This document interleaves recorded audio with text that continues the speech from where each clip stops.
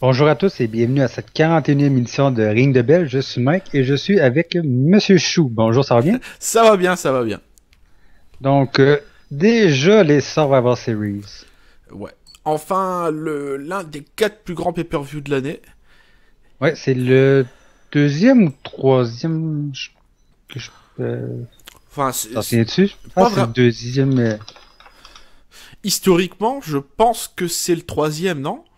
T'as C'est WrestleMania, le ça. Royal Rumble, non, je sais, non, C'est quoique. le deuxième. Deuxième.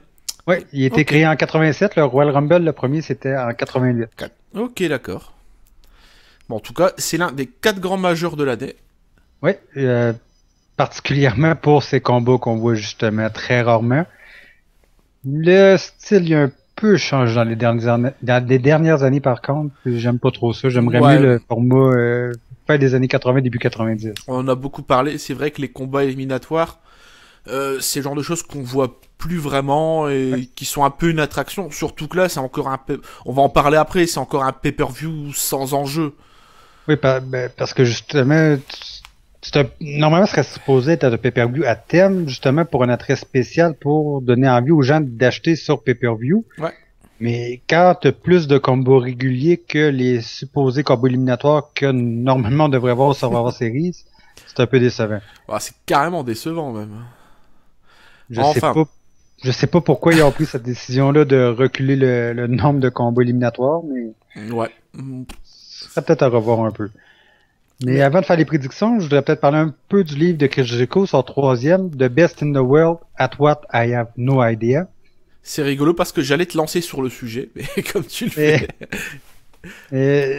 c'est un bon livre, c'est pas son meilleur des trois, mais c'est une lecture très agréable qui se fait très rapidement. On retrouve son passage depuis son retour en 2007 ou son Second Coming, si vous préférez, jusqu'à temps qu'il soit sur le point de faire son retour au Royal Rumble en 2013. D'accord. Donc ça coûte tout ça. Donc on entend parler de la fameuse tournée de la WWE en Europe quand il y a eu l'éruption volcanique. On entend aussi parler de la fois où il y avait sa rivalité avec Shawn Michaels puis il avait accidentellement frappé réellement sa femme à HBK. D'accord. Oui, puis on entend aussi parler de ses hauts et ses bas, la relation avec Vince McMahon.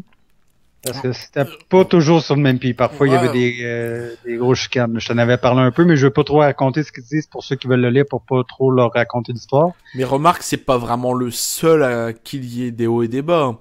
Plein d'autres par le passé, Austin, Lesnar aussi qui est parti un peu Ouais. façon un peu Et dégueulasse, et beaucoup font ça. puis une chose que j'apprécie aussi, c'est que son livre, c'est pas une publication de la WWE.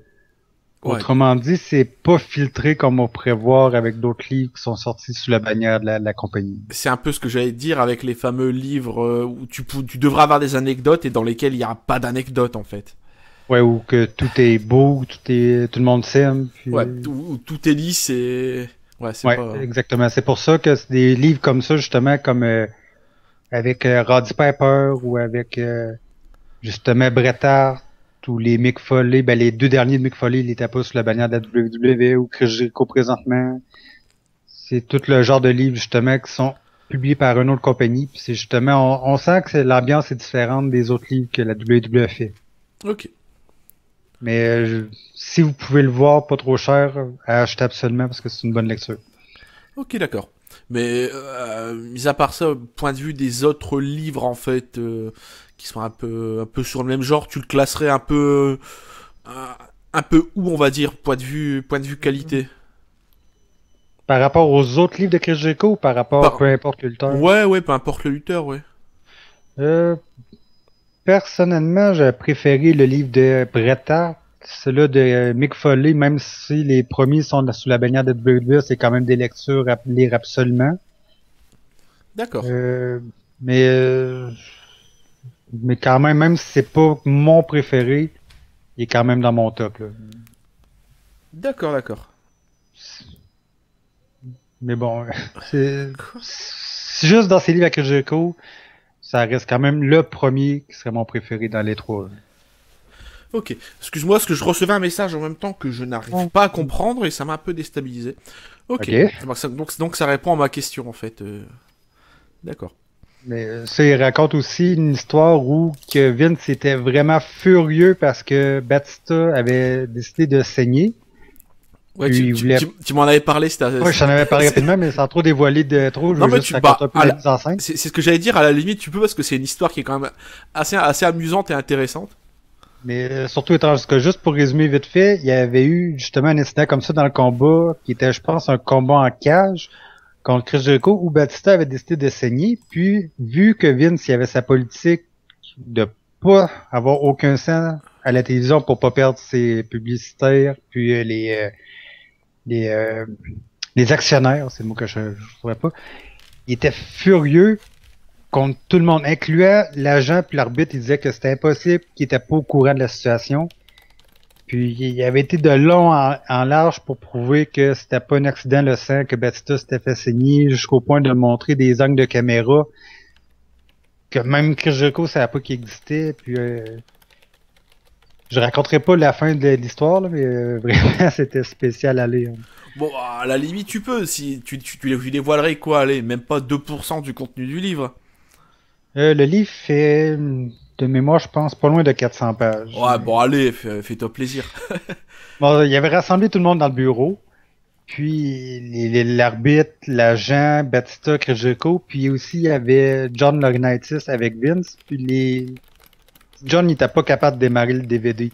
Il essayait, il était pas capable. Vince, il a fini par se lever, il a essayé aussi, il était pas capable. Là, Chris Jericho décrivait la situation comme c'était les trois Stooges qui essaient de se servir d'un appareil. Là, finalement, c'est l'arbitre, je pense que c'était Charles Robinson, je me souviens plus trop, mais c'était lui qui a réussi à démarrer la vidéo. Puis là, c'est là qu'il y avait des vidéos de tous les angles, puis il y avait même encerclé en rond plus clair où on voyait Batista se faire saigner. Puis là, quand Vince il gueulait après tout le monde, il disait il y a personne qui m'a appelé pour me dire ça. Puis là, Chris Jericho il était pas content parce qu'il avait appelé le même soir d'émission, quand il a su que Vince était pas content. Puis là, au final, ça finit que il dit j'ai pas le choix. Faut que je vous donne des amendes, je peux pas tolérer ça. Fait que là, il commence par Batista parce que c'est lui qui a saigné. 100 000 d'amende. Là, Chris Jericho, il commence à... Voyons donc, ça se peut pas. Là, il commence à paniquer. Là, après ça, Vince dit, Chris Jericho, toi, t'as 15 000. Là, malgré lui, Chris commençait à sourire parce qu'il trouvait que c'était quand même pas trop par rapport à Batista. Là, Vince s'en est rendu compte, il dit, tu trouves-tu ça drôle? Là, il s'est dépêché à prendre son air sérieux. Non, non, le boss, c'est correct. Là, après ça, il a dit que pour l'agent, je pense que c'était Dean Malenko et l'arbitre, c'était 15 000 aussi. Là, il a dit, là, je vais sortir de mon bureau, puis je vais plus jamais entendre parler de ça. Fait que là, aussitôt qu'il est sorti, Batista, il a dit, c'est moi qui vais payer vos amendes. Je veux pas en entendre parler. Là, j'ai résumé beaucoup parce qu'il y a plus de détails, là, mais juste en... A-t-il payé Dave Bautista? Oui, Oui. oui, il a payé 100% de l'amende. Ok, d'accord. Ok, d'accord. Les 145 000. Ok, bon, au moins... Un homme de parole. Ouais, voilà, c'est ce que j'allais dire. Mais non, mais c'est spécial pareil quand tu dis qu'il voulait rien savoir, de croire que l'arbitre et l'agent étaient pas au courant quand c'était vraiment le cas. Il en avait aucune idée. Puis il avait même menacé de les renvoyer pendant un bout de temps pendant la rencontre. C'est- Mais bon. Voilà, voilà. Hop. Donc, Désolé, je ouais, je vois, tu t'es distrait un peu. je vérifiais quelques petits problèmes, pas quelques petits trucs techniques. Je pensais que mon son était encore diminué de moitié, comme j'ai eu ces derniers jours, mais apparemment, ça semble honnête. Donc, moi, j'avais eu de la chance de le trouver pour environ 17$, mais le prix de liste, il tourne autour des 38-39$ environ. Donc, Puis quelque part, 17$ pour 400 pages, c'est bien. ouais, c'est très très bien. Oui, On voit plus ça beaucoup aujourd'hui. Oui, bah oui. Donc, t'étais prêt pour faire tes prédictions? Ben, on va un peu improviser parce que bon, j'avais un peu oublié que c'était aujourd'hui qu'on enregistrait le podcast, donc. Est-ce qu'on met ça sur le dos de l'amnésie ou... L'amnésie, le surmenage, la bêtise, plein de choses. Un paquet de choses. Ouais. Ok. Donc, le kick-off, je sais pas comment je ferais amener ça parce qu'on sait que Fandango va lutter. Lui qu'on n'a pas revu depuis quoi, 2-3 mois au moins. Mais on connaît pas encore son adversaire. Ouais, ouais. Est-ce qu'on devrait essayer de spéculer sur qui pourrait être la fameuse personne? Est-ce que ce serait pas Xavier Woods avec sa nouvelle gimmick ou ce genre de choses, non? Je sais pas ce que t'en penses. J'ai aucune idée. Je sais pas non plus. Tant j'ai pas tellement, me suis pas tellement renseigné sur les échos ces derniers jours, donc je sais pas s'il y a des rumeurs ou quoi. Mais bon. Non, ben j'ai vu aucune rumeur encore. La seule rumeur que j'avais vue pour le kick-off, c'est qu'on pourrait peut-être avoir un combat de Adam Rose contre le lapin. Ah. Ah. Mais Ça, là, c'est... ça continue encore cette histoire? Oui, Adam Rose, il est encore fâché contre son lapin. C'est pas vrai. Putain. Oh, quel dommage. Oh, C'est un très vilain lapin. pauvre petit. Ouais. Pauvre petit. Il avait l'air tout triste l'autre jour. Eh ben. Mais là, Fandango, justement, c'est un retour qui va être un peu sec, je trouve, non? Et on le voit pas pendant des mois, puis on annonce kick-off, combat. Allez, Fandango, tout de suite. Allez, t'y vas. Fous-moi le corps, dépêche-toi. Mais on n'a aucune idée d'où il était. On n'a pas entendu dire qu'il était blessé. C'est juste qu'ils avaient rien pour lui et qu'ils avaient pas envie de se casser le cul. Tout Probablement simplement. ça. Oh, c'est pas probablement, tu peux en être certain. Bon, est-ce que tu penses que ça va être l'adversaire mystère qui va remporter ou c'est Fandango qui va gagner? Eh ben écoute, comme on sait pas qui c'est, on peut pas faire des prédictions là-dessus. Ouais, mais je vais quand même dire que vu que c'est le retour de Fandango, possiblement qu'il va gagner. Faut voir. C'est un peu comme si tu te dis demain il y a l'équipe du Canada de hockey qui joue, mais tu sais pas contre qui. S'ils jouent contre une équipe de Papouasie-Nouvelle-Guinée, il y a de fortes chances qu'ils gagnent. S'ils jouent contre les Russes ou les Américains, il y a des probabilités aussi qu'ils peuvent perdre. Donc c'est un peu compliqué. C'est difficile, mais étant donné qu'ils ont annoncé le nom de Fandango puis qu'on connaît pas l'adversaire, c'est difficile. Je te l'admets, mais je me dis que si c'est le retour de Fandango, est-ce qu'ils vont vraiment oser le faire perdre à son combat retour? C'est une bonne question. De l'autre côté, en même temps, je me dis l'adversaire mystère, ça doit être parce que c'est une surprise. Peut-être que ça va être un retour là aussi. Mais... Ouais, à voir tout ça. Ouais, bon. Donc, on va passer tout de suite au combat qu'on connaît. Le premier, c'est un combat éliminatoire entre Emma, Alicia Fox, Natalia et Naomi contre Paige, Leila, Cameron et Summer Rae. L'équipe, elle veut rien dire, la première, mais alors c'est violent. Ouais, ils ont mis un peu des gens au hasard. Depuis quand Alicia Fox, elle est passée du côté des Faces? Ça veut rien dire. Non, aux dernières nouvelles, il était encore dans son personnage qui faisait des crises de colère. Mais... Ben oui, ça veut rien dire. Bon, mais c'est un peu comme, on va y revenir plus tard, mais c'est un peu comme Ryback qui fait son retour en gentil, puis sans aucune explication. Oui. Donc c'est le merveilleux monde de la WWE. Ouais. Et Ou pourtant, ils ont beaucoup plus d'heures de diffusion qu'avant, mais malgré tout, ils trouvent le moyen de pas donner d'explication quand il y a des changements comme ça. D'ailleurs, parlant de ça, il y a quelques divas qui feraient mieux à mon avis, hein, d'essayer de voir pour faire un face turn ou un heel turn, parce qu'il y a des choses que personnellement, j'ai plus tellement envie de voir. Un Natalia en face, vu le peu de temps d'antenne qu'elle a. Natalia, on la voit de plus en plus avec ce qui se passe avec Tyson Kidd, ouais. Mais ça, je dis, je vois pas. Sa carrière au niveau du ring, elle est morte depuis très longtemps. Hein. Même si elle a été championne de des divas à la NXT, pardon.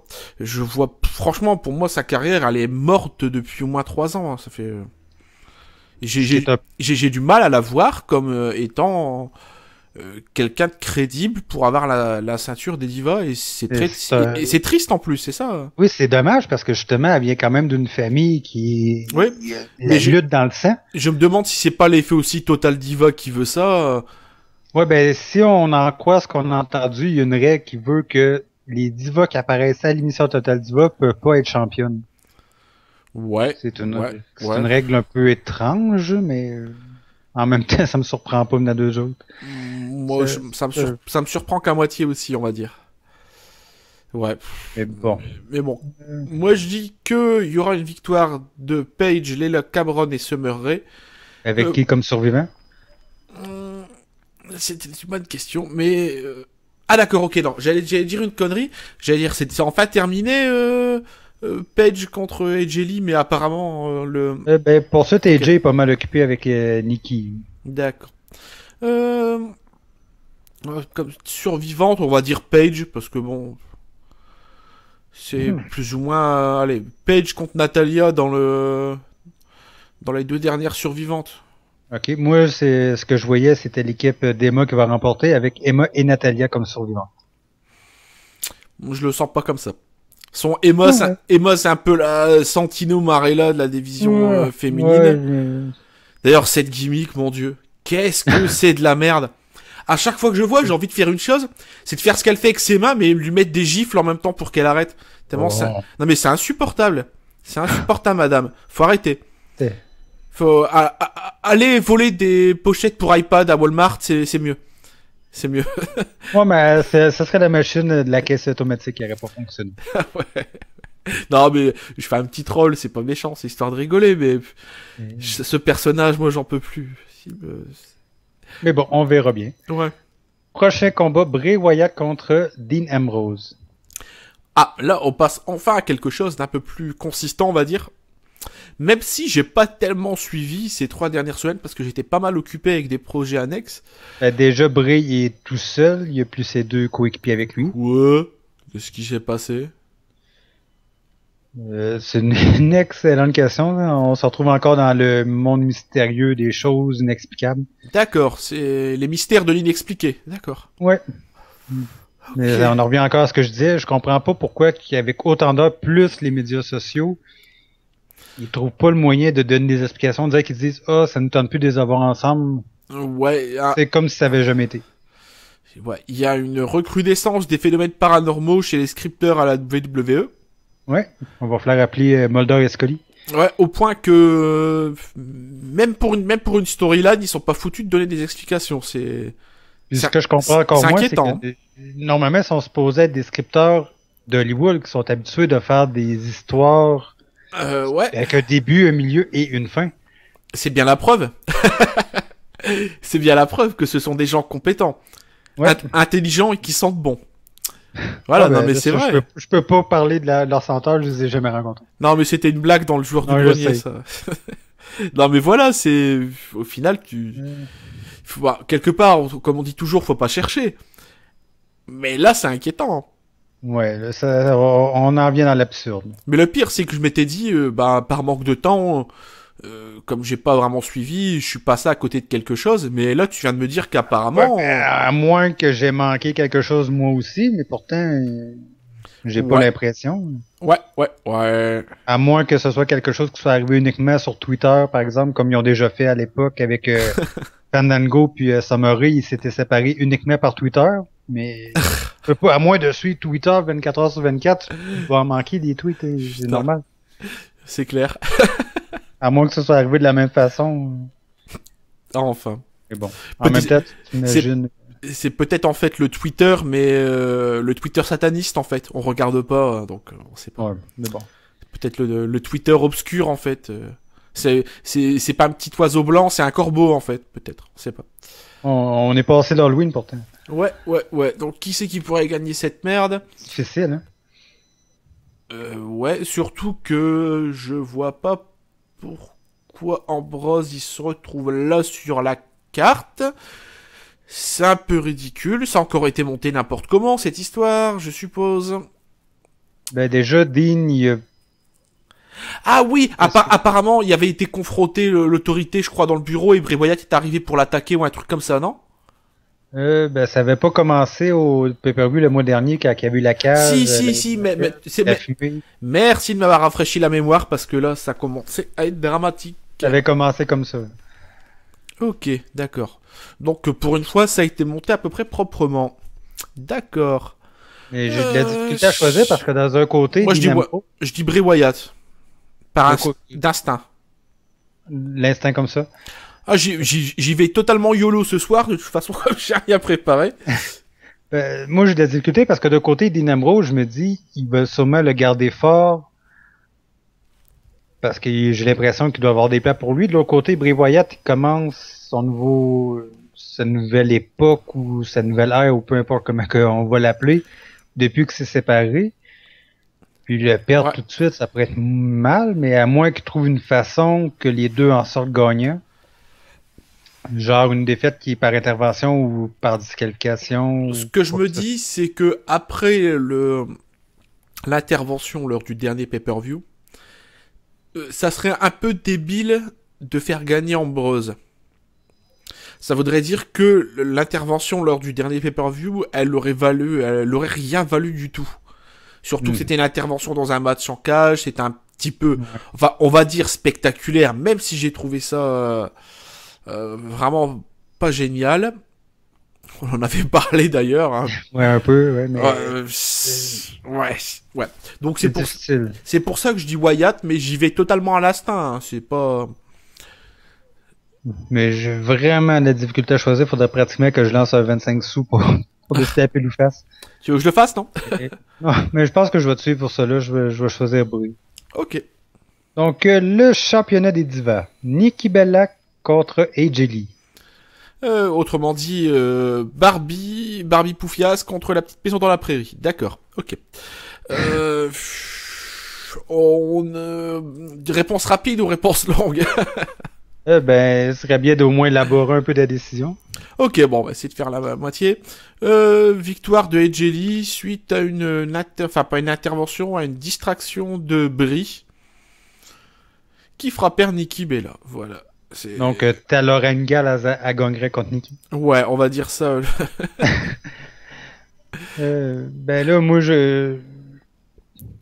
Comme en plus, en fait, ce qui me fait dire ça, c'est que la stipulation lors du dernier pay-per-view, c'était que celle qui perdrait serait l'assistante pour 1 mois, c'est ça? Ouais, exactement, j'allais emmener, justement, donc, c'est quand que cette période-là allait terminer? Est-ce que ça va terminer juste avant Survivor Series ou ça va terminer au Survivor Series? Justement, je me dis que peut-être...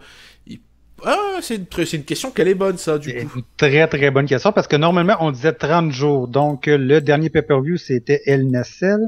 T'inquiète pas, je regarde, t'inquiète pas. Ça sera pas long, ça sera pas long. Alors. Nos fameux 30 jours. C'était le 26. Le 26, puis le pay-per-view va être le 23. Ok. Donc potentiellement, ça pourrait finir pour les enregistrements de SmackDown la semaine prochaine. Ouais, mais comme SmackDown, il est normalement diffusé le vendredi, il compte pas comme mardi, donc la dernière journée officielle, ça serait à Raw. Ouais, la dernière journée officielle, ouais, mais la dernière journée effective, ce serait aux enregistrements. Ouais. Mais comme je te dis, vu que SmackDown est supposé avoir lieu le vendredi, les 30 jours seraient déjà terminés, parce que je pense pas qu'ils comptent ça comme la journée des enregistrements. À moins qu'ils nous font comme les séries de victoires de Goldberg, ou non, c'était les séries de victoires de Sid. Qui passait de 20 à 30, il perdait et ça comptait pour une victoire. Mais vu que la période des 30 jours serait pas terminée, peut-être que Nikki pourrait forcer Brie à intervenir en sa faveur. Ok. Mais en même temps, j'ai pas envie de voir AJ Lee perdre sa ceinture. C'est pour ça que moi je dis AJ Lee, parce que de toute façon, si tu calcules le titre, il a tellement changé souvent. Qu'est-ce qu'ils vont donner le titre à Nikki Bella, sans déconner? Ouais. Surtout si on suit la règle la championne, elle peut pas être dans Total Diva. Ouais. Voilà. Donc si on suit entre guillemets la règle plus ou moins écrite mais non dite. Donc je vais y aller d'une façon qui pourrait conserver mon désir d'avoir AJ Lee, conserver sa ceinture. Avec Nikki qui va dire à Brie de l'aider, mais elle va se tanner étant donné que la période va achever, puis elle va attaquer Nikki, qui va gagner par disqualification à cause de l'attaque de Brie. Ouais, Brie va se rebeller contre Nikki. C'est une version un peu différente de la mienne, d'accord. Donc pour dire que Nikki va gagner, mais sans faire perdre la ceinture à AJ. Ok. Du coup, pour le prochain match, je vais faire l'annonce et puis tu donneras en premier tes pronostics. Ok, comme on va changer un peu. Ok, donc il y a un combat des 4 coins, le championnat par équipe, donc avec les Usos, Jimmy et Jay, Los Matadores, Fernando et Diego, le Miz et Damien Sandow. D'ailleurs, ils ont toujours pas trouvé de nom pour cette équipe. Non. Je pense que non. Ok, heureusement. C'est de la double. Fait que... Heureusement. Et Goldust et Stardust, les champions par équipe. Déjà, une chose que j'aurais aimé voir, c'est qu'il aurait pu utiliser un peu le terme éliminatoire pour l'incorporer à ce combat-là. Ouais. Et là, déjà, on est d'accord.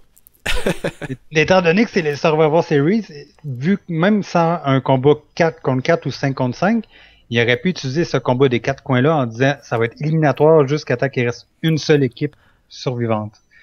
Ça aurait quand même pu être une idée, puis ça aurait resté dans le thème. Ouais. Mais à moins qu'il change d'idée à la dernière minute d'ici vendredi ou dimanche, ça sera pas le cas. Donc, qui pourrait gagner? Ben moi je trouve qu'avec la visibilité qu'ils ont présentement, The Miz et Damien Sandow, ça serait peut-être le bon moment pour leur faire remporter la ceinture. Ouais, puis je me dis de toute façon, ces ceintures, elles valent tellement rien. D'ailleurs, c'est pas pour rien que Goldust et Stardust long. Non, c'est pas non, pas du tout, pas du tout. C'est quand tu vois le design de la ceinture, on dirait qu'elles sont en bronze. Les pièces de bronze, ouais. c'est ce qui vaut le moins. Donc quelque part, ça prouve aussi tout le bien qu'ils pensent de la division. Moi aussi, je sais pas si tu connais la raison, mais pourquoi le design de la ceinture, c'est comme des casques romains? J'en ai aucune idée, mais c'est une très bonne question. Ouais. Tu peux rester sans réponse. Ok, je pensais que t'avais une anecdote, mais apparemment. Non, parce que je voulais vraiment savoir, mais je pensais peut-être que t'aurais pu avoir une idée. Mais... Pas du tout. Pas du tout. Et moi, j'ai toujours trouvé ce design des ceintures comme étant le pire que j'ai vu depuis que j'ai l'âge de regarder le catch. Mais pourtant, c'est violent. Il était pas si mauvais que ça, pourtant, à l'époque, au milieu des années 90. Ouais, même tu prends les années 2000, c'était honnête. Ce qu'il y a, c'est qu'ils ont... Quand t'as eu l'arrivée John Cena avec sa ceinture qui tourne, le truc dégueulasse... Ouais, ça commençait à mal aller. Ça a commencé déjà à partir en sucette, au point que t'as eu... Bon, après, t'avais la version de Edge qui était assez rigolote, qui reprenait un peu le truc de Cena, histoire de se moquer. Je sais pas si tu te souviens laquelle. Il y avait eu... c'était quoi? C'était pas le R? Oui. Bon, c'était du pur troll, mais moi ça m'amusait un petit peu. Ouais, mais au moins c'était du troll drôle. Oui, voilà, c'était histoire de se moquer. Mais... D'ailleurs, en parlant de ça, on parlait tout à l'heure des divas et qu'on se fait chier. Il y a un documentaire sur le network qui est sur le rôle des divas pendant l'Attitude Era, qui est vraiment à regarder, qui est très sympa. Mais je pense qu'un jour, il faudra qu'ils se décident à faire un truc d'au moins 1 heure sur la rivalité Trish et Lita, tout du moins montrer que tu peux arriver dans la compagnie en n'ayant aucun savoir dans le ring et progresser en disant je lâcherai pas l'affaire. Et c'est ce qui s'était passé avec Trish d'ailleurs, hein. Et pas qu'avec elle, hein. Il y en a beaucoup qui ont progressé aussi de cette façon. Enfin bref, c'était une aparté comme ça. Le fameux WWE Network disponible seulement en Ontario pour 11,99$. Oui, mais pas disponible en Angleterre et pas disponible au Québec. Voilà. Non, d'après ce que j'ai vu, il est disponible dans seulement 20% du Canada et le Québec ou même l'ouest du Canada en fait pas partie. D'ailleurs, j'ai hâte qu'ils arrêtent le fameux mois gratuit parce que depuis, les serveurs, c'est la merde. T'as l'impression que les serveurs sont en carton. Mais justement, on en parlait l'autre jour. S'ils veulent faire un mois gratuit, c'est justement pour essayer d'avoir plus d'abonnés. Mais si les personnes essaient de se connecter puis ça fonctionne pas, ça leur donnera pas envie après de payer 10$ par mois. Exactement. Ou alors ils se disent, étant donné que c'est gratuit, les gens ils vont se dire, faut que je sois patient. Mais on vit pas dans un monde parfait. Hein. Non, justement, le monde ils vont justement se fier à ce qu'ils voient pendant leur essai. Puis si ça marche jamais pendant leur essai, ils vont se dire, j'aurais pas payé pour ça. Ça marche pas. On vit à l'heure où l'internet va plus vite quasiment que les avions, alors faut pas non plus. Ouais, où la patience diminue de plus en plus. Voilà, donc faut pas non plus s'étonner. Mais bon. Et pour en revenir au combat, ton choix. T'avais dit quoi toi déjà? Moi j'avais dit Miz et Damien Sandow. D'accord. Moi je vais rester quand même un peu sur Goldust et Stardust parce qu'ils ont pas les ceintures depuis longtemps.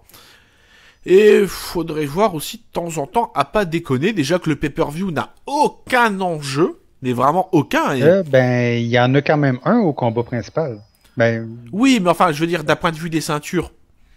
Ouais, c'est vrai, le championnat des États-Unis, il est pas en jeu, le championnat intercontinental, il est pas en jeu non plus. Et pour moi, même si Miz et Sandow, c'est des challengers potentiels, ils ne sont pas crédibles. Ok, on voit l'un qui fait le guignol avec l'autre depuis quelques moments, mais je sais pas si on les voit, par exemple, depuis 1 mois régulièrement en équipe. À faire des combats par équipe, je veux dire. si tu veux prendre l'exemple de lundi dernier, il était dans un combat 4 contre 4 avec justement toutes les participants de l'équipe, ils étaient dans un combat 4 contre 4. Puis, The Miz, il a fait le relais avec Damien, mais aussitôt que Damien est entré sur le ring, The Miz l'a retapé dans le dos pour remonter sur le ring tout de suite. Donc, Damien, il a même pas eu le temps de faire une prise. Donc, on voit que Miz, il va avoir toute la gloire, mais il va peut-être se rendre compte que c'est nécessaire d'avoir un partenaire pour gagner ceinture par équipe. C'est pour ça que je confirme que ce sera Gold et Stardust, parce que bon, les Usos ont eu leur règne qui était assez long. Ouais, il était assez vide aussi, ils s'en servaient pas de ceinture. Bah oui, c'est surtout qu'ils avaient pas d'adversaire potentiel. Au bout d'un moment, il faut que tu mettes quelqu'un en face. Oui, mais en même temps, si ça serait mieux servi des Primetime Players ou de Axel et Ryback, ça serait bien servi de toutes ces personnes-là. Il y aurait eu des aspirants potentiels. Même voulu s'en servir. Même à la limite, quitte à faire ramener une équipe ou deux de la NXT entre-temps, tu peux. Ascension, par exemple. Voilà. Ça aurait même été rigolo de voir les Ascension venir pour être aspirant potentiel à une ceinture le temps qu'ils terminent leur run. Et ça aurait été l'occasion aussi de les lancer. Je sais pas, enfin c'est des idées que je lance comme ça qui auraient été. Mais ça aurait pu.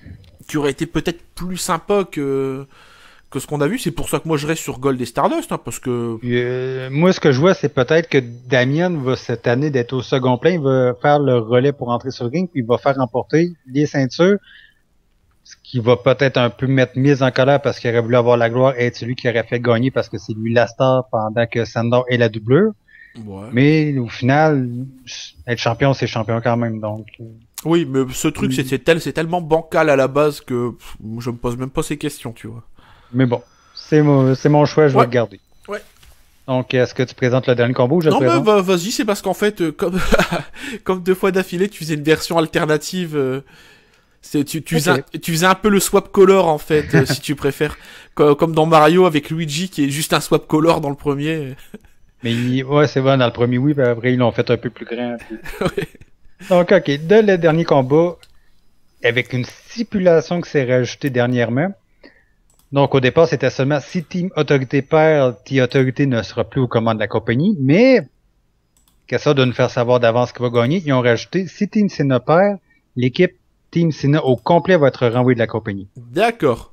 Bon, c'est un peu compliqué de renvoyer John Cena, je pense. Oui, déjà, mais c'est pour ça que j'ai dit que, justement, avec l'ajout de cette stipulation-là, ça nous donne un peu l'idée de qui va remporter, d'après moi. Oui, donc, les participants, juste pour nommer les participants vite fait, Team Cena, il y a John Cena, bien sûr, Dolph Ziggler, Big Show, Ryback et Eric Rowan. Non, mais déjà, tu te dis que Ziggler, il est champion intercontinental, je crois, ou champion intercontinental. Ben, non. Depuis lundi dernier, c'est Luke Harper. What? Oui, comme tu dis.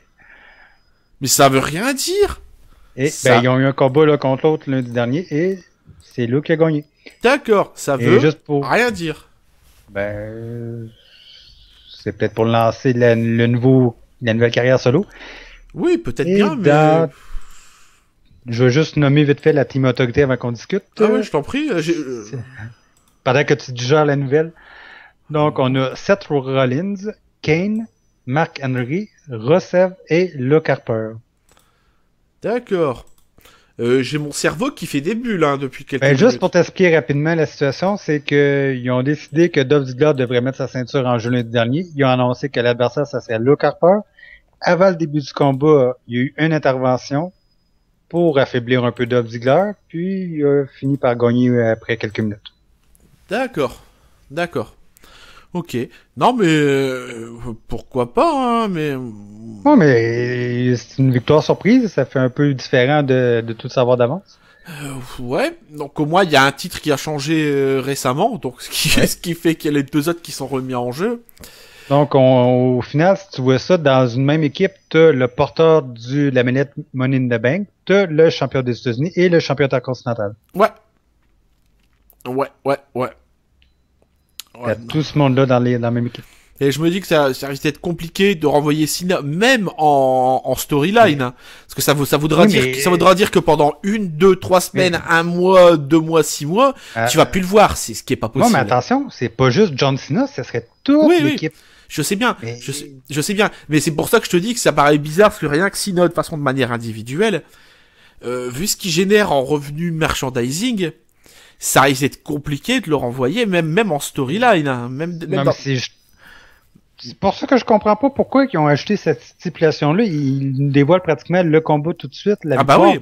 Ils n'auraient pas pu trouver une autre stipulation. À moins qu'il y ait vraiment quelque chose que effectivement Team Cena perd, qu'à la fin ils se regardent tous façon bizarre.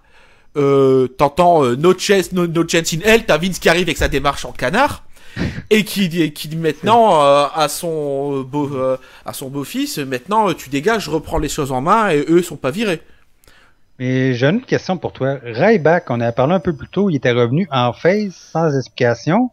Après, il y avait eu le fameux épisode où il devait décider s'il était Team Autorité ou Team Cena. Il avait fait croire qu'il était dans Team Autorité pour dévoiler à la fin qu'il était dans Team Cena. Après, il dit qu'il veut plus faire partie de Team Cena parce qu'il est seulement dans sa Team Ryback, qu'il veut être tout seul en solitaire. Puis, à la fin de l'émission, il est de retour dans Team Cena. Tu trouves pas un peu ça étrange comme comportement? Est-ce qu'il pourrait pas y avoir une trahison au cours du combat? Anguille sous roche, peut-être bien. Mais déjà, je trouve ça bizarre. Il y a un truc, déjà, moi, que j'ai jamais compris avec le personnage de Ryback. C'est pourquoi, alors qu'il est pas spécialement génial au micro, pourquoi il n'y a pas un faire-valoir, un manager, comme à l'ancienne? Oui, un mouthpiece, comme on dit en anglais. Oui, voilà, un porte-parole, si tu préfères. Ouais. Oui, pour utiliser le terme français, oui. Oui, pour moi, c'est un truc que j'ai jamais compris. Oui, surtout qu'à la base, justement, c'était la raison pour avoir, justement, quelques micros. Bobby Heenan, il était avec Andre the Giant, parce que, justement... Et des fois, t'avais même des managers ou des porte-paroles qui étaient là pour des lutteurs extrêmement talentueux au micro. Tu prends Cornette, le nombre de fois où il était manager de gens qui savaient parler dans le micro, mais qui étaient là pour monter un peu plus la sauce. Voilà. Oui, d'ailleurs, pour reprendre encore Bobby Heenan comme exemple, il était avec... Rick Rude, il était avec Mr. Perfect, oui. il y avait Jimmy Hart qui était avec les Rougeaux, pourtant les Rougeaux, oui, tu prends même un exemple un peu plus contemporain, Paul Heyman aussi, regarde, il était manager avec CM Punk, voilà, exactement. C'est des gens qui n'ont pas forcément besoin d'un faire-valoir. Mais en même temps, ça les rend plus dangereux d'avoir justement un manager comme ça avec eux. Et c'est justement pour ça que je comprends pas pourquoi Ryback, il a pas ça. Moi, pour moi, c'est le truc qui manque au personnage. Justement, on en revient encore aux différences entre les années 80-90 à aujourd'hui. Comme tu dis, les managers avant, il y en avait beaucoup qui servaient justement à ça. On avait les temps limites pour les combats aussi. C'était quoi que ça fait longtemps qu'on n'avait pas vu? C'était les... ça me reviendra pas, mais une sorte de choses comme ça qu'on voit plus aujourd'hui, qui était la base à l'époque, justement, pour trouver une raison pour un combat retour. Par exemple, les décomptes à l'extérieur du ring, par exemple, ou comme je te dis, les temps limites, ça pourrait servir à avoir un combat retour, ou... Mais les gens maintenant n'aiment plus attendre de toute façon, donc regarde avec Daniel Bryan quand ils ont pendant quelques mois ils faisaient monter la sauce, pourquoi ils donnent pas la ceinture et tout machin, mais c'est prévu, tais-toi et attends, sois patient, comprends que si le mec il rame depuis 15 ans, lui aussi il a envie un petit peu d'apprécier les moments où pour une fois ils prennent le temps de monter un truc. Justement, un gars comme à l'époque.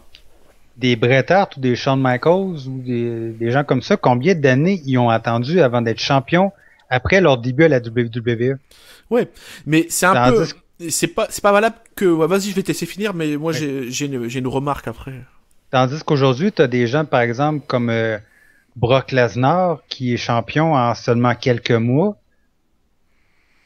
Je trouve que justement, il y a plus de temps d'attente, il y a plus cet effet-là de prendre le temps pour monter les échelons de la compagnie, pour prendre sa marque.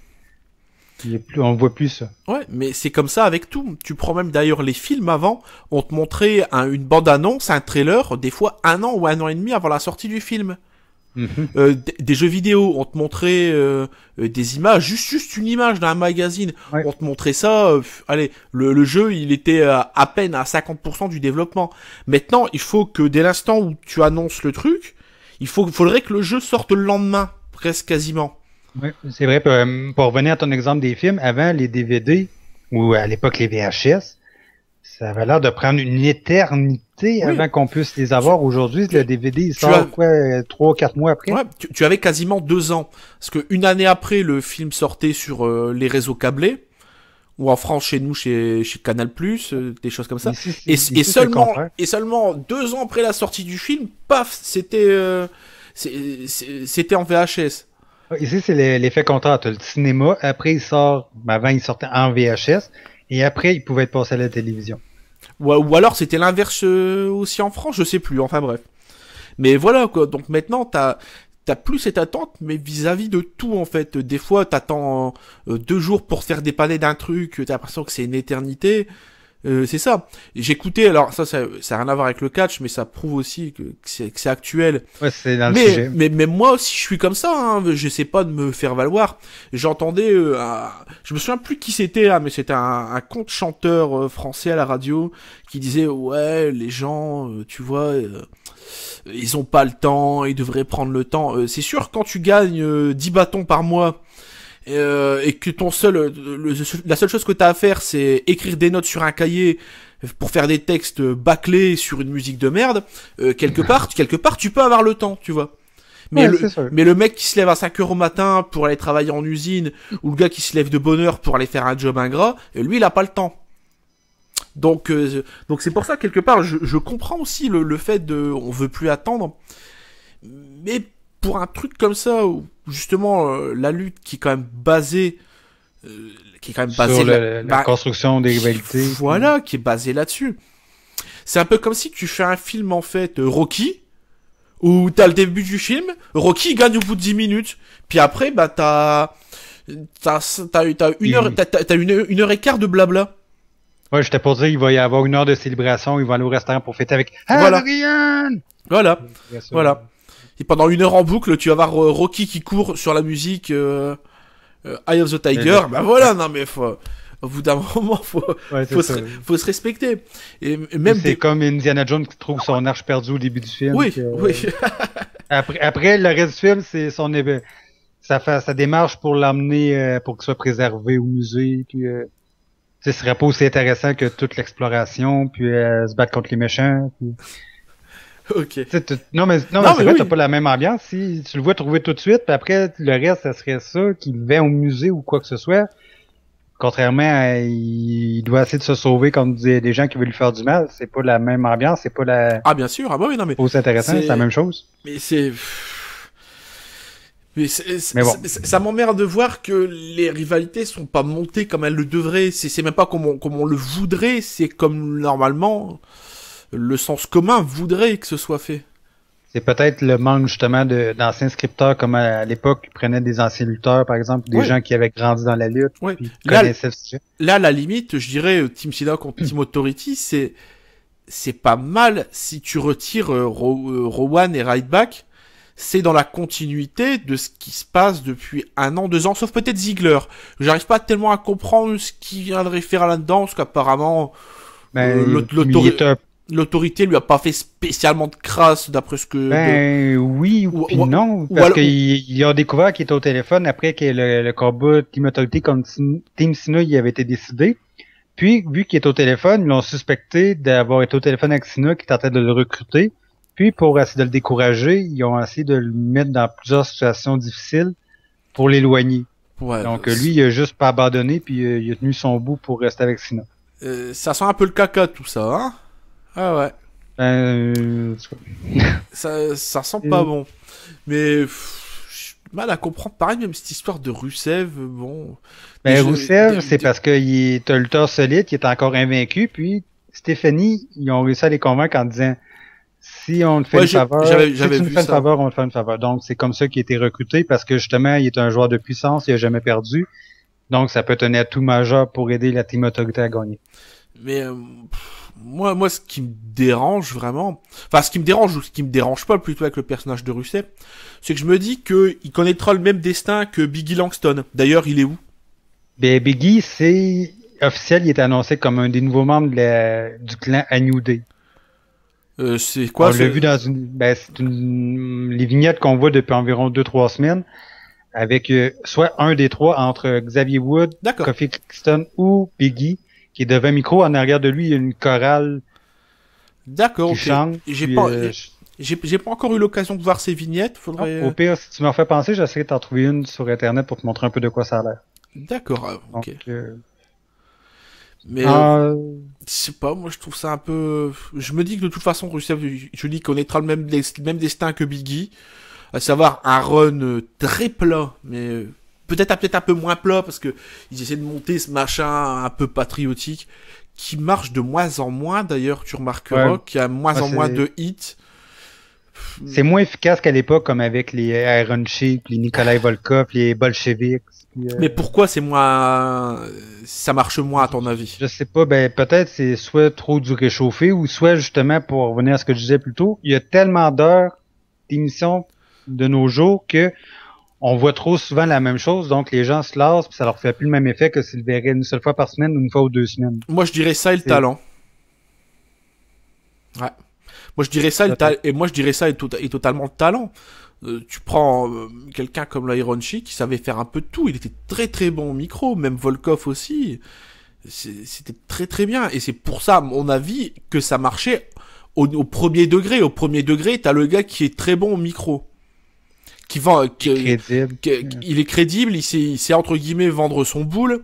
Mais est-ce que ce serait possible que justement l'ère d'aujourd'hui avec l'internet ça le gâche un peu, parce que par exemple Yokozuna à l'époque, on pouvait le faire passer pour un japonais, on voyait du feu, plus tard on a appris qu'il était américain. Non, ça à mon avis Après ça, Rousseff, est-ce qu'on peut vraiment dire qu'il est russe ou il est plus bulgare? Ouais, mais ça à mon avis non, parce qu'à mon humble avis, c'est peut-être pas le cas ailleurs qu'aux États-Unis, mais à mon avis aux États-Unis, il y a très peu de gens qui vont lire les ragots sur internet sur les lutteurs, ils s'en foutent un petit peu. Ils regardent le truc, ils consomment et c'est tout. Mais il doit quand même en avoir un peu, il y a tellement de sites d'actualité en anglais qu'il doit quand même en avoir. Grand maximum 10%. Pas plus que ça. Ah, moi, c'est mon ressenti, c'est mon avis. Grand maximum 10%. Même des gens que je suis d'ailleurs sur un site de stream qui s'appelle twitch.tv, qui est un site de stream de jeux vidéo. Même des gens qui ont une tête un peu perchée au-dessus du cul, des fois t'as l'impression qu'ils comprennent pas ce que c'est le concept en fait de la gimmick. Ouais, le personnage. Puis... Ouais, des fois t'as pas, tu te demandes s'ils font pas exprès ou je sais pas, c'est un peu ambigu donc. Mais bon, il y a juste le futur qui va pouvoir nous dire qu'est-ce qui va arriver avec Rousseff. De toute façon, ouais, pour revenir à cette histoire, on se doute de toute façon que dans le cas extrême où Team Authority viendrait à gagner, il y aura forcément quelqu'un qui va rattraper derrière Cena. Surtout que tu dis que Rowan, ils vont pas pouvoir s'en séparer comme ça. Ryback vient de revenir, même en admettant qu'ils trahissent, il aura fait partie de l'équipe qui a perdu. Techniquement, il est renvoyé. Ouais, techniquement, oui, à moins que, justement, la Team Authority trouve son loophole en disant, il était avec nous depuis le début, ça compte pas, mais c'est sûr qu'en même temps, ça sera pas, ça fait bizarre un peu de dire l'équipe au complet quand que les autres vont être épargnés. Ouais. Mais supposons que Team Cena gagne. Bon, on fait pas encore de position, on fait encore des suppositions. Qui pourrait devenir la figure d'autorité à la compagnie? Est-ce que Vince reviendrait vraiment à temps plein, ce que j'en doute? Est-ce que Shane McMahon reviendrait? Ça aussi, j'en doute beaucoup. Pour Shane, à mon avis, c'est très improbable parce qu'apparemment, il a différents business en dehors de la WWE et il veut justement pas en faire partie. Exactement, c'est pour ça que je crois pas non plus. Mais et je dirais même que c'est à son avantage totalement. Ouais, c'est possible. Parce que si tu ça a l'air de très bien aller présentement. C'est ce que j'allais dire. Si tu calcules bien, c'est bien pour lui. Quand il a compris de toute façon que Vince lui donnerait jamais les rênes de la compagnie, il a su dire aussi, écoute, tant mieux, moi je m'occupe de mon business à moi. Je resterai pas au second plan quand c'est le beau-frère qui va avoir la compagnie de ma famille. Voilà, déjà, et d'un, et de deux, si c'est aussi une histoire de confiance, autant entre guillemets, sans tu te doutes bien que dans une famille, quand il y a plusieurs membres, il y a toujours un préféré, il y a toujours aussi le petit mouton noir. Voilà. Donc le mec il s'est dit au bout d'un moment, je vais monter mon truc. De toute façon, la lutte, mis à part quelques années où il était un peu sur le devant de la scène, ça n'a jamais vraiment réellement été son truc. Non, mais malgré tout, il était quand même impressionnant pareil pour quelqu'un qui a pas une formation de lutteur, les stuns qu'il pouvait prendre. Mais oui, bien sûr, oui. Mais tu te doutes bien qu'il a dû avoir aussi une formation accélérée pour ça. Ouais, accélérée, oui, mais... Avec les meilleurs aussi, hein. Tu te doutes bien que... Ouais, quand c'est ton père qui paye, c'est pas compliqué de dire à quelqu'un tu m'entraînes aujourd'hui. Oui, ouais. C'est pas... Ouais. Donc, ta prédiction. Team Cena. Qui tu verrais Team Cena avec qui comme survivant? Alors, le duo final, je dirais Cena et Ryback restent dans le ring pour essayer de teaser une confrontation peut-être entre les deux. Parce que si tu regardes bien, le champion il est où? On sait pas. Il est porté disparu. Il est aux Bahamas. Soyons honnêtes, il est aux Bahamas. Il est là avec ses balles. Voilà. Il est bien, il est bien. Faut pas venir l'embrouiller, faut pas lui demander de revenir. Il est bien. Il se fait bronzer. Donc, Cena, tu vas le placer où après? Dans une confrontation avec Rollins? Rollins, à mon avis, tu auras une rivalité Rollins contre Kane, d'après ce que j'ai cru comprendre. Parce que, à mon avis, Kane qui est là depuis le début avec l'Authority, ça, il risque de mal le prendre, parce qu'à mon avis, c'est Rollins qui risque de perdre, qui risque de coûter la victoire à son équipe. Comme ça que je le prends. C'est sûr que peu importe qui de cette équipe-là va faire perdre Team Authority, quelque part, ils vont sûrement chercher à se venger parce que l'Authority sera plus au pouvoir. Ouais. Tiens, j'ai une question. Il est où Randy Orton?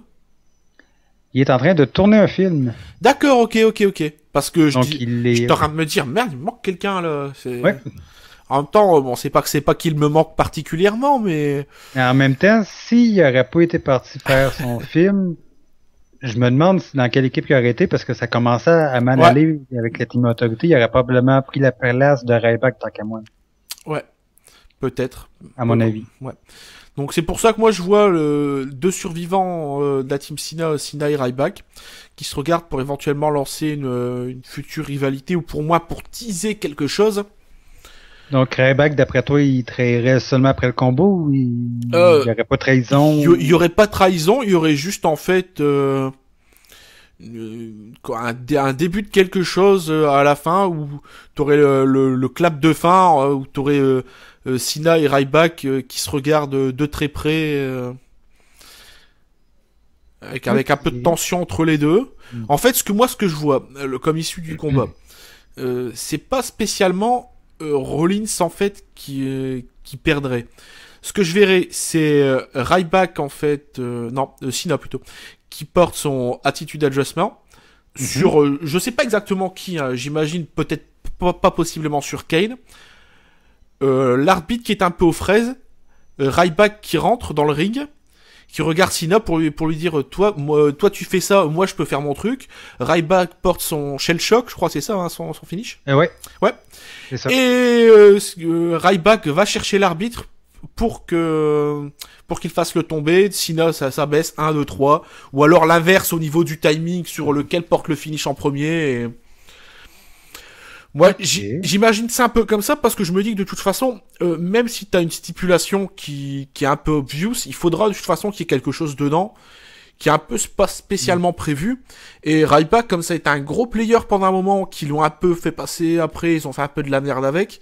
Là, apparemment, ils ont l'air de vouloir le remettre quand même assez haut dans la tier list. Donc, je me dis que ça peut être un truc, surtout que Cena actuellement, il y aurait rien derrière comme rivalité naissante. Soyons honnêtes. Moi, il n'y a pas grand chose présentement. Voilà. Donc, moi, c'est à titre personnel ce que je vois. Mais je vais y aller avec une petite variante. Salaud. Non. Salaud. Salaud. Écoute-moi jusqu'à la fin, puis après tu diras si je suis salaud ou pas, ok? Vas-y, je t'en prie. Elle va te faire tes insultes gratuites, monsieur. Voilà. Donc, t'es prêt? Vas-y. Donc, dans l'équipe de Team Cena, les deux derniers qui vont rester, ça va être Cena et Ryback, mais... Non, écoute-moi jusqu'à la fin avant de faire tes grognements. Non, mais je ris, je tousse en même temps, donc c'est horrible. Ok. Vas-y, je t'en prie. On va dire que c'est ça. Ok. Mais il va commencer à y avoir une peu de dissension parce que Ryback va vouloir être celui qui fait gagner pour son équipe. Puis justement, le fait que Cena puis Ryback vont s'engueuler à ce sujet-là, ça va distraire Ryback trop longtemps. Il va se faire avoir puis il va se faire arriver les épaules au sol pour être éliminé. Puis après, Cena va rattraper les dégâts pour faire gagner son équipe tout seul comme survivant. D'accord. Donc, est-ce que je mérite encore le terme de salaud ou... Moyen. Allez, demi. Un mini salaud. Voilà, ouais. Parce que c'est la version en dessous gueule, on va dire. Parce que Ryback s'est passé tellement d'affaires étranges avec lui depuis 2-3 semaines où qu'il est dans l'équipe, il est pas dans l'équipe, il fait semblant d'être dans l'autre équipe, après ça, il revient dans l'équipe, il est tout seul, il est dans l'équipe, que c'est sûrement pas pour rien qu'on fait ça, il va sûrement se passer quelque chose. Ouais. Je les vois pas s'accorder tout le long. Ce qui n'est pas faux. Donc, quelque chose à rajouter au sujet du pay-per-view? Pas du tout. Non? Ok. Donc, ça met fin à la 41e édition. Ouais. En espérant quand même qu'on passe un bon moment devant les Survivor Series, parce qu'il y a très longtemps que j'ai pas apprécié ce pay-per-view et... Oui, ça ferait du bien de revoir un bon vieux Survivor Series. Déjà, je me dis qu'il y a au moins un match à élimination. Ben... J'espère vraiment que je vais l'apprécier ce match, hein, parce que... Mais je viens de passer une question juste avant de finir. Si tu repasses depuis le premier Survivor Series à aujourd'hui, est-ce que tu as des préférés? Bah, pas vraiment, parce que c'est un pay-per-view qui, d'une année sur l'autre, peut être très bien et des fois extrêmement médiocre. Comme on a pu voir les dernières années où il y avait rien de Survivor dedans. Hein. Mais moi, j'aurais trois que je trouve qui se démarquent un peu plus à mes goûts personnels. C'est les éditions de 1990, qui étaient uniquement des combats éliminatoires, avec même en bonus un combat entre les survivants contre les survivants. Survivant Babyface contre les survivants Hill à la fin. Après ça, j'ai 1994 et 1995. Dans mes trois préférés. D'accord. Pas le 97. Non. Non, mais t'as compris pourquoi. J'ai compris pourquoi. C'est un petit troll, hein, comme ça. C'est pas mémorable positif. Ouais, c'était le troll de conclusion, on va dire. Le méchant. C'est à ton tour, salaud. Salaud. Ordure. Donc, donc tu veux pas nommer nécessairement d'année ou que t'as... Bah, pas spécialement, faudrait que je regarde un peu ce qui s'est... Je t'ai pris au dépourvu. Bah, carrément avec ta question. C'est pas j'y ai pensé à la dernière minute, je m'excuse. Mais... C'est pas la première fois en plus, je remarque. Non, mais ça m'est vraiment venu à la dernière minute comme question. Ok. Donc merci d'avoir été à l'écoute. Et merci à Monsieur Chou d'avoir fait les prédictions avec moi. Bah, de rien. On se revoit très bientôt. Salut. Allez, salut.